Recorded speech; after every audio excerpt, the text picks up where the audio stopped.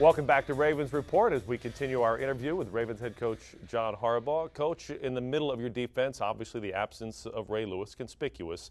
But unlike a year ago when Jameel McClain had to expand his role in leadership and wasn't used to doing it without Ray, this time around he can kind of lean back on what he did and what he learned last year. What's the big lesson for Jameel in the middle, now having to be a bigger presence, a bigger leader? Well, playing that position is different. You know, Jameel was playing the will linebacker spot and splitting time a little bit with Ellerbe. Now he's at the Mike linebacker spot. The pattern reads, the gap fits are going to be a little bit different. Now, he's played it before, like you said. He's always been practicing it, but when you get in the games and you actually have to do it, it's a little bit tougher. So I think the week under his belt, the 2 weeks of practice here that we've had, going to be a big plus for him. And the same thing with Danelle now, taking on that full-time role. Those guys are only going to get better. They're good young players. I'm excited to see what they can do in there. It's going to be fun watching them.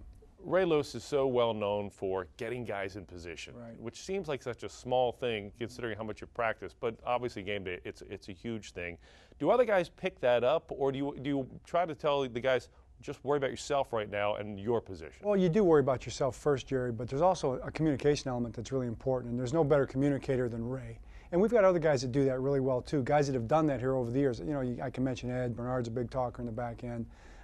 You know, Terrell's always done a great job, but the communication now has to be lifted up to another level. Everybody's got to take on a bigger role with that because Ray's not in there. Those guys are definitely up to the challenge. I think that you'll see those guys kind of blossom that way now that it's more their responsibility. We'll visit with Jameel a little later in the show, and I got a news for you. I think he's the kind of guy who, on the week of Halloween, is definitely the nightmare for quarterbacks because he plays with that level of intensity.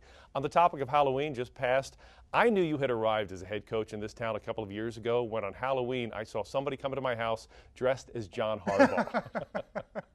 So I go trick-or-treating as John Harbaugh too, you know. It's a handy disguise to have it around, works out right? quite nicely. Great disguise. Just slap on the headset, bam, you're John Harbaugh. As you think of Halloween, though, do you remember as a kid going out trick-or-treating, did you ever have that one Halloween costume that was your all-time favorite? Yeah, the sheet with the holes in it, you know, the Charlie Brown deal, they give you the rock. Very effective costume. And very easy to put together. Exactly. Why hadn't I thought of that myself? Well done, well done. Charlie Brown. Football with Lucy? Did you have to Never fell for that one. Never? Not yet. That's because you're a special teams guy. Exactly. Hey, you get ready now for the second half of the season, and the weather's going to turn. I mean, I think it's almost symbolic that you start the second half of the season in Cleveland where the weather can turn from the first quarter to the second quarter. How much does that impact the way you put together a game plan, knowing that on any given Sunday, things could change weather-wise? Well, we got to be built that way, especially in the AFC North, especially as the year goes on. That's always been a big factor in the way we tried to build our team. You see the way Cleveland played the game last week against San Diego. You know, they played that way and won a 7-6 ball game. They've proven they can do that. So all the teams in this division, you have to be thinking that way. All the stadiums are outdoors. All the stadiums, you know, it's the Chesapeake, it's Lake Erie.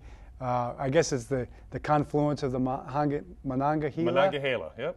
Monongahela and the Allegheny forming the Ohio. Well done. Thank you. Geography and handy. You're on a roll right now. Well, yeah, but the point is we got to be good. You know, we've got to be good in all weather conditions and all that entails. And I know the expression is if you want to win in bad weather, you better pack a great defense and a great running game. Right. Ray Rice has a number that really jumps out at me this year, and that's his average yards per carry. It's right up there among the best in the NFL, yet his total number of touches have gone down a little bit, and that's, if I'm reading into this correctly, by design.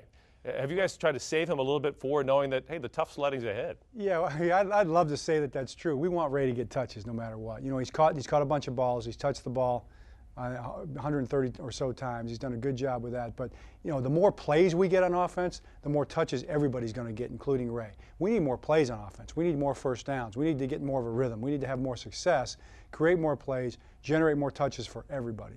Is that the way you take the crowd out of the game on the road? Absolutely. Is that just kind of rhythm, that sense of we're not just going to hit a big play here and there, we're going to dominate the play? Absolutely. You've got to be consistent. You know, you've got to be consistently better snap in and snap out no matter who you're playing against on the road. We have not done that yet. That's something we've got to build to.